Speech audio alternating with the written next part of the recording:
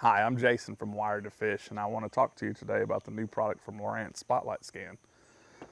Essentially what it is an HDI transducer that also has a module in it that reads a sensor that's attached to the underside of your foot pedal of your bow mount trolling motor. And as you lower and raise that foot pedal to turn the head left and right on your bow mount trolling motor, that sensor arm sends a signal back to your unit through your NEMA backbone, and you're able to scan just like side scan or down scan, but you're able to scan ahead of you. So you can pan your head back and forth. Maybe you want to find cover ahead of you, or maybe you're actually trying to sit on a group of fish and you want to sit off of them and cast to them and make sure your casts are lining up exactly where those fish are. The install is fairly straightforward. You basically install a transducer to your bow mount trolling motor head. Standard install. This is a HDI transducer. It can do down scan, but it also has the spotlight module built into it. So you install the transducer on your head of your trolling motor. You run your cable up your trolling motor shaft just like you would. Plug it in the back of your unit, just like you would with any transducer. And then once you've done that, you've got a sensor that attaches to the underside of the trolling motor pedal. So as that pedal goes up and down to move the head left and right, that sensor arm moves up and down with it. Basically it adhesives back to the backside, underside of that trolling motor pedal. Depending on which trolling motor, motor guide, or Minn Kota that you run, there's different attachments to get that attached correctly. But once you've done that, that sensor cable is connected to your NEMA backbone, so you do definitely have to have a NEMA backbone to use this product. But outside of that, the install took me about 15 minutes. All right, so once I get on the water, what I want to do, I want to go into my screen here, and I want to go into, I'm going to hit my Pages button, I'm going to hit Settings, Devices, and then under Device, I want to scroll down to the SLS 100, that SpotlightScan 100 module. I'm going to click that. Then from here, I want to choose either Minn Kota or Motor Guide, whichever my pedal is, and then I want to click the Calibrate button. That's going to kind of set it up for the trolling motor that you're using.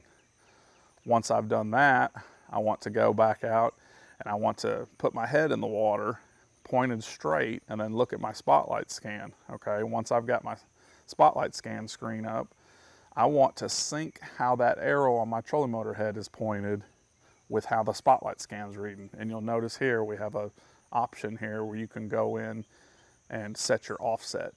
And so basically I did this visually. I pointed my head forward, made sure my trolling motor head was forward in the water, and then set that offset here until my scanning area was exactly straightforward, even with my head.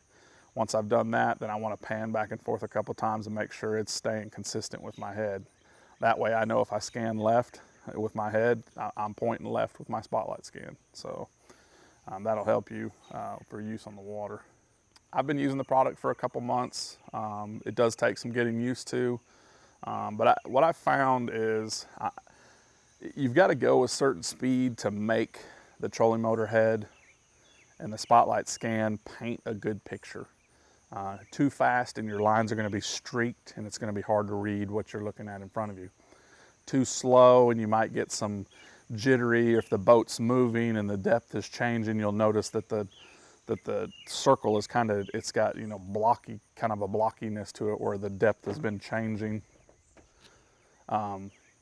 But what I'm using it for, essentially what I'm using it for is I do look ahead a little bit for fish, and what I do is I pan left and right with my head to about, let's say, you know, maybe 9 o'clock to 3 o'clock, 10 o'clock to 2 o'clock. I'm not trying to draw a whole circle around me. I don't fish that way, you know. I don't drive my boat along and look and try to see what's behind me to cast at. I'm looking for what's in my peripheral. So I want to see, you know, that 10 o'clock to 2 o'clock, is there something in front of me that might be holding a bass, you know, or another game fish, you know? Is it a brush pile? Is there a stump? Is there a group of bait fish over there maybe? Is there a rocky hard bottom coming up that I don't know is there yet? That's what I'm using it for. And I think it makes it a lot easier to use the unit, but I think people get stumped by trying to spin the unit around in a circle. You know, what I'm gonna do with it is I'm gonna pan just left and right real quick. Is there something in front of me to cast at? Nope, okay. You know, I'm gonna make my next cast, ease up the bank a little further. I'm gonna make a little quick sweep. Is there something in front of me? Okay, there's a stump right there. I'm gonna line it up, make my cast, and try to bring my bait right by that stump.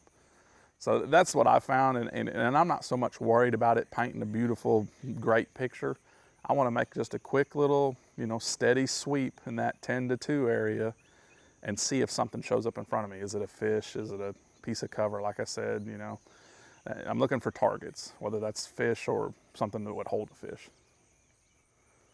So again, Lowrance Spotlight Scan, very handy tool for anglers to be able to see what's ahead of you in the water.